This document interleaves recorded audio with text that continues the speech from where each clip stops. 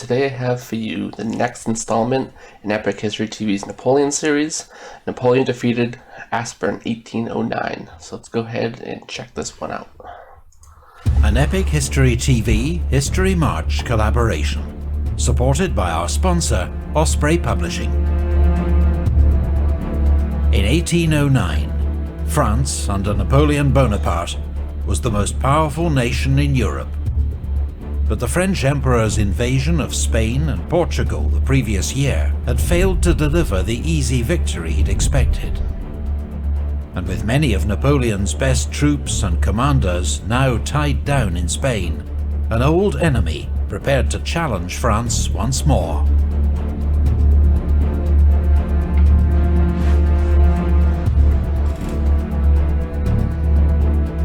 Austria had been preparing for war with France since her last humiliating defeat at Austerlitz in 1805. Now, with Napoleon busy in Spain and a British promise of cash subsidies, plus a supporting attack in northern Europe, it looked like the ideal time to strike. This time, Austria's armies would be led by Archduke Charles, Emperor Francis's younger brother. At 37, he was 2 years younger than Napoleon, but already had 15 years' experience of high command. And he was learning from past defeats. He'd begun to reform the Austrian army along French lines, copying Napoleon's corps system and introducing new infantry tactics.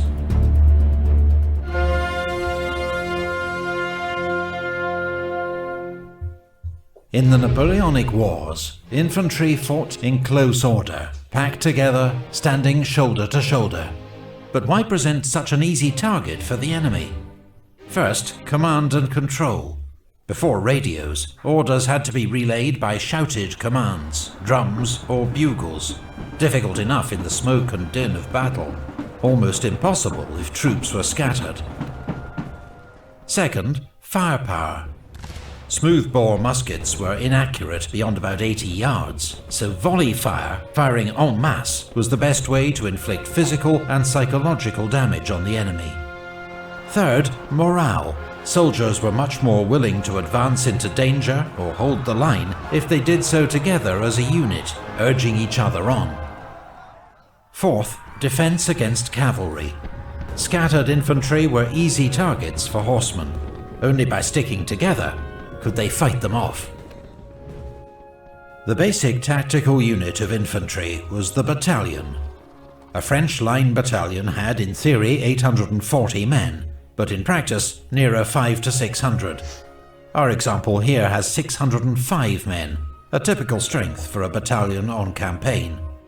The men were divided into 6 companies, 4 fusilier companies, and 2 flank companies. On the right, the grenadiers, made up of the tallest, strongest men, often detached to form elite all-grenadier units. And on the left, the voltigeurs, specialist light infantry, used for skirmishing in front of the battalion. Skirmishers moved independently, used cover, and fired at will to harass and unsettle the enemy, while preventing enemy skirmishers carrying out the same task. Most armies also had specialist light infantry units for this role, such as the British 95th Rifles, French Chasseurs à Pied, and Austrian and Prussian Jaeger battalions. The traditional battlefield formation was the line, all companies formed up alongside each other, 3 ranks deep. Line formation maximized the number of men who could fire their muskets at the enemy, and limited casualties from artillery fire. But it was extremely vulnerable to cavalry if it could be outflanked. And even for well-drilled troops, it was difficult to keep the line straight while advancing across broken ground. So for maneuver and attack, battalions usually formed a column of divisions. This was a more flexible formation that allowed the battalion to advance quickly, though it presented a larger target to enemy guns, firing solid round shot that would tear through several ranks, and far fewer men could fire their muskets at the enemy. Theoretically, therefore, the battalion would deploy into line before reaching the enemy. But carrying out this slow maneuver under fire wasn't always possible or sensible. So some commanders kept their men in column, relying on momentum to break the enemy line. This was a risky tactic that often worked against raw troops, but led to high casualties when facing better trained infantry, like British redcoats. A column could be closed up quickly to provide protection from cavalry, or if there was time, could form a square. With bayonets fixed, the battalion formed an all-round defence that often resembled more of a rectangle. Enemy cavalry could surround the battalion, but not break in, as horses won't charge a solid wall of men and steel. But an infantry square was extremely vulnerable to artillery fire, and could only move very slowly. Changing quickly and smoothly from one formation to another, especially under fire, required training, practice, and experience.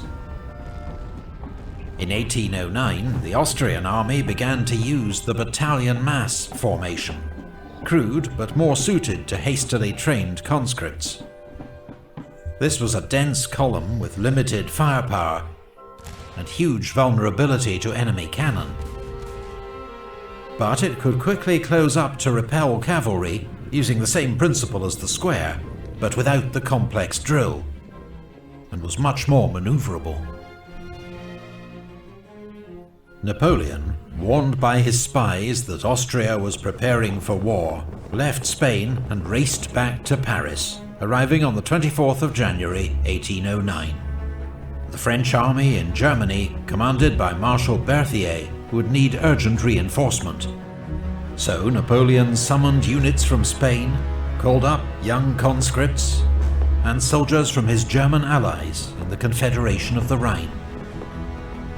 La Grande Armée was no longer the finely honed instrument of 1805, but with Napoleon at its head, it was still a formidable force. Archduke Charles ordered diversionary attacks in Poland and northern Italy, but launched his main attack against France's ally, Bavaria, on the 10th of April. It came a week earlier than Napoleon had expected and caught the French Emperor by surprise. Charles was relying on a rapid advance, but a last-minute change of plans, torrential rain, and a slow-moving baggage train slowed progress to a crawl. Marshal Berthier was a brilliant chief of staff to Napoleon, but an indecisive field commander. His forces were too widely dispersed, and Marshal Davout's Third Corps was dangerously isolated at Regensburg. Charles ordered his corps to converge and destroy it. But he immediately ordered Davout to withdraw from his exposed position. It was too late for him to escape without a fight. Davout's Third Corps was one of the best in the Grande Armée, and in a fast-moving battle across wooded hills, the heroes of Auerstadt threw back the Austrians.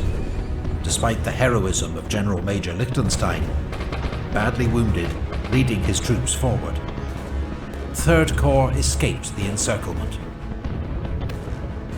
The Battle of Teugn-Hausen was the start of Napoleon's so-called four-day campaign. First, he used Marshal Lefebvre's Bavarian 7th Corps and a provisional corps under Marshal Lannes to drive a wedge into the Austrian army. Then he pursued its left wing towards Landshut, believing he was following the main Austrian army. French troops and their German allies stormed the town's bridge to win a hard-fought victory. But Napoleon realized that Archduke Charles was not at Landshut, and that, once again, he'd left Marshal Davout to face the main enemy force. Sending Marshal Bessières in pursuit of the Austrian left wing, Napoleon swung north, falling on the Austrian 4th Corps at Eckmühl. The French and their German allies won their 4th victory in as many days. But Charles's main force was still intact, and hoping to keep it so, he ordered a rapid retreat across the Danube. The French pursued, storming the walled city of Regensburg, which they knew as Ratisbon, with its vital stone bridge. Napoleon put Marshal Lannes in charge of the assault. When the attack faltered, Lannes threatened to lead the next charge in person, and his men, suitably chastised, took the city. During the siege, Napoleon was hit in the foot by a spent bullet, causing widespread alarm, but it proved to be a superficial wound. Stubborn Austrian resistance had allowed Archduke Charles and his army to escape across the Danube. Napoleon had cut the Austrian army in half, but both sections now retreated in good order towards Vienna. Napoleon led his forces in pursuit, detaching Lefebvre's Bavarian Corps to deal with a popular revolt in Tyrol, and Third Corps and the Württemberg 8th Corps to guard his line of communications. Charles chose not to defend the capital, which surrendered on the 13th of May after a short bombardment. Instead, Charles and the Austrian army lay in wait across the Danube. Napoleon was now down to 80,000 men, facing 110,000 Austrians.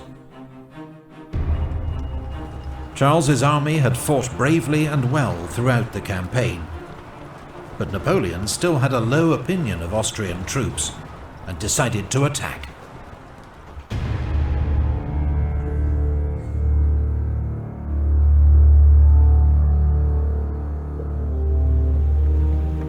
On the night of the 20th of May, French engineers hastily built a series of floating bridges between the river islands of the Danube, and French troops began to cross.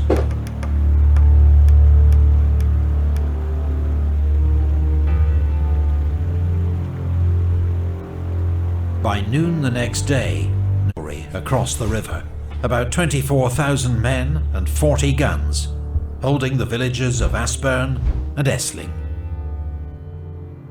Napoleon expected the Austrians to retreat once more, and that he'd only face a rear guard.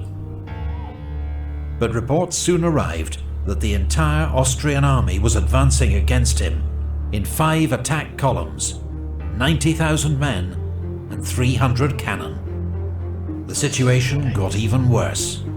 The Austrians began to float heavy barges and obstacles downriver to smash through the flimsy French bridge. Each time, Napoleon's only supply route was cut off for several hours, causing critical delays to the arrival of reinforcements and ammunition.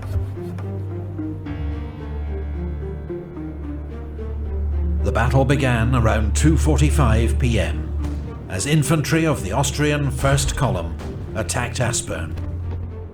The village was soon under attack from 3 sides. General Molitor's French garrison clung on desperately, fighting hand-to-hand in the streets and suffering 50% casualties. To support the defenders of Aspern, Napoleon ordered cavalry to charge the Austrian Third Column, but they could not break through the Austrian infantry, closed up in their battalion mass formation. At 6 p.m, Archduke Charles ordered General Bellegarde's Second Column to take Aspern at any cost. Charles himself rode among the front ranks, urging the men forward. In ferocious fighting, the Austrians took the village. Napoleon immediately sent in newly arrived reinforcements to recapture it. About the same time, the Austrian Fourth Column began its attack on the village of Essling, where Marshal Lannes had taken charge of defences while he waited for his own corps to cross the Danube. The first Austrian assault was repulsed. The veteran French cavalry commander General d'Espagne led his cuirassiers in pursuit, but was hit by grape shot and died of his wounds. Around 9 p.m, the Austrian Fifth Column finally arrived in position and made its first attack against Essling, which was thrown back by Lannes' troops. As night fell, firing died out across the battlefield. and men got what rest they could among the dead and the wounded.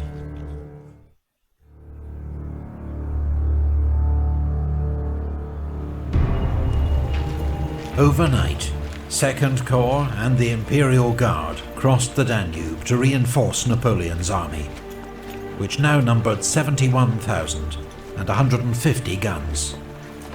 But then the bridge broke again, leaving Davout's Third Corps still waiting to cross.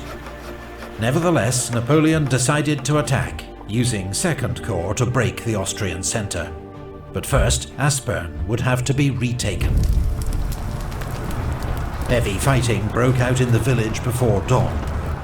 By 7 AM, it was back in French hands. At Essling, fresh Austrian attacks were fought off by General Lassalle's cavalry and units of the Young Guard. With both flanks secure, Napoleon launched his main attack in the centre with Lannes' Second Corps. Austrian guns poured fire into the advancing French ranks. General Saint-Hilaire, leading the attack, a hero of Austerlitz and Jena, had his foot blown off, a wound that proved fatal. Archduke Charles sent his Grenadier Reserve forward to strengthen the line. The French infantry, under torrential fire, began to fall back.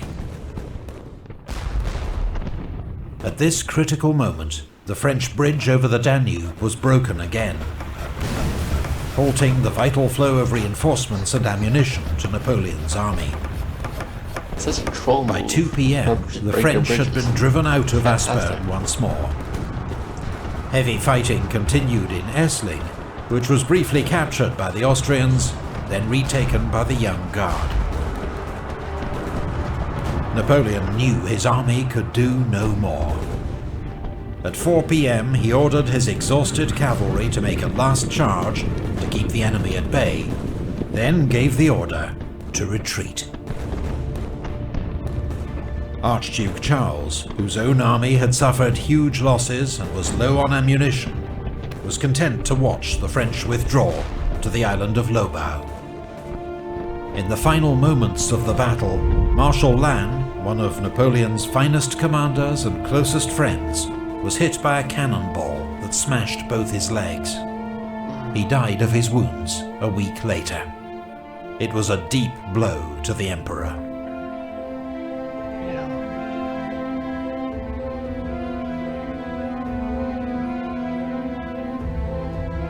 The two-day Battle of Aspern-Essling was Napoleon's first major defeat, caused by his overconfidence and hasty planning. Both sides suffered heavy losses, and Napoleon avoided a much greater disaster only because of the exhaustion of the Austrian army. The French Emperor had learned new respect for the Austrians. Under Archduke Charles, they had fought bravely, with greater confidence, organization, and leadership. Within days of his defeat, Napoleon had summoned reinforcements to join him on the Danube, and begun planning his revenge. If you'd like to learn more about Napoleon's major battles or... Yeah, so one of the things that we see here, now I did a video before on just the infantry tactics of Napoleon, which they covered pretty much all of it here, but I'll leave a link anyway. One of the things I brought up then, and I'll bring it up again, is that everyone was trying to play catch up to Napoleon. And they were seeing what he was doing with his army in terms of using battalions, type of training, type of weapons, everything that he was using. They were trying to play copycat and do that. However, they didn't have the time and resources to retrain an entire army to be like Napoleon's army, so they had to work with what they had.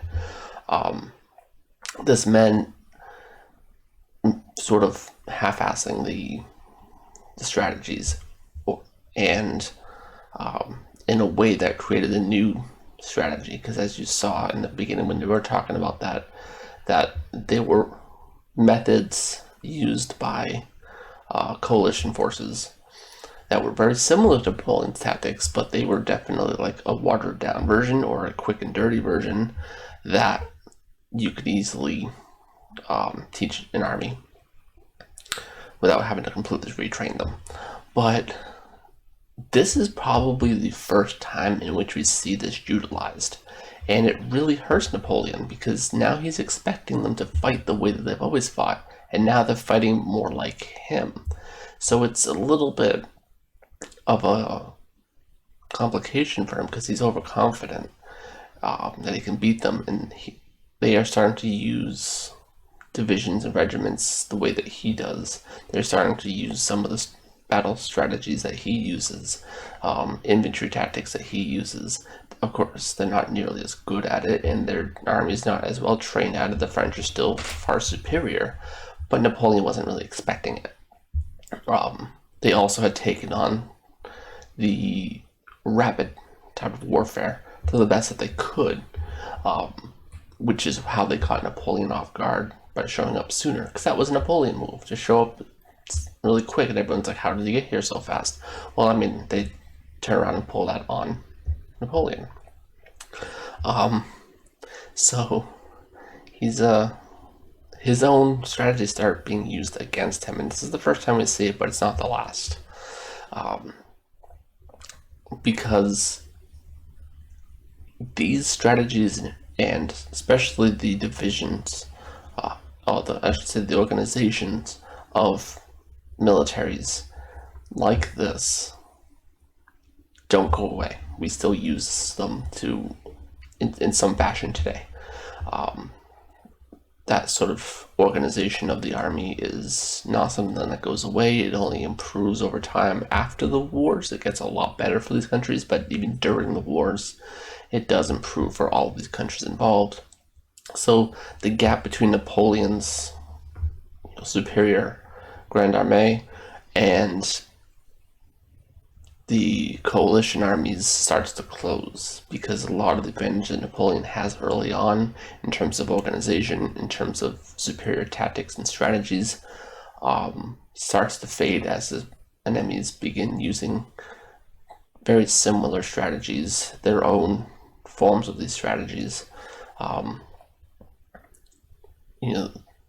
The Austrians here are the first ones to use it, but the Prussians use it, and many others use it. The British use it. They all do it. They all adopt it, which actually leads to Clausewitz, who was a main proponent of adopting these new strategies, and he goes on to write on war, which really has a lot of Napoleonic strategies and tactics to it, just sort of Germanized and modernized a bit, but definitely influenced him there. So this was a big blow to Napoleon. He does come back. He does come back, because now he knows what to expect and how to beat it. Napoleon was somebody who knew, as most leaders do, never implement a strategy that you can't beat yourself. Because if you implement a strategy and your opponents learn it and use it against you, if you can't beat your own strategies, then once it's used against you, it's over. So you never do something that you couldn't defeat yourself. It was just Napoleon was caught off guard on this one. He wasn't expecting it. I don't think anybody was expecting it. I don't even know if the Austrians were expecting it to go so well, but they were certainly hoping. But yeah, this is a huge blow for Napoleon, and because it's just such a demoralizing defeat. It doesn't really have as much of the lasting effects, but it does inspire others to continue to fight against him.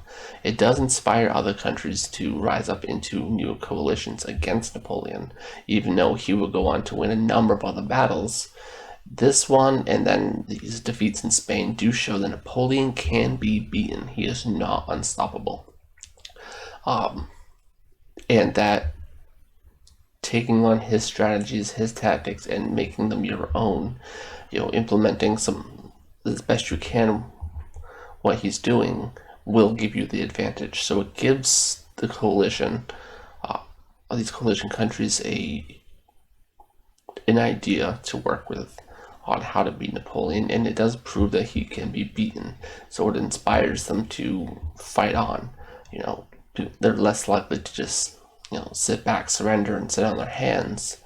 as they were at first, because at first Napoleon came and just swept the floor with them, and they were like, how do we even fight this? Once they figure out how to fight it and realize that he can be beaten, they are more willing to fight. And I think that's the biggest thing to come out of this particular battle, is that others realize he can be beaten. Not saying it's easy. Not saying it's easy, because even then they were like, it's not going to be easy. But he can be beaten. You just have to take on a lot of the changes that he has made to the French army. You just have to be able to start to fight more like Napoleon. You have to figure out what he's doing that's so different and so special, and try to implement that the best that you can.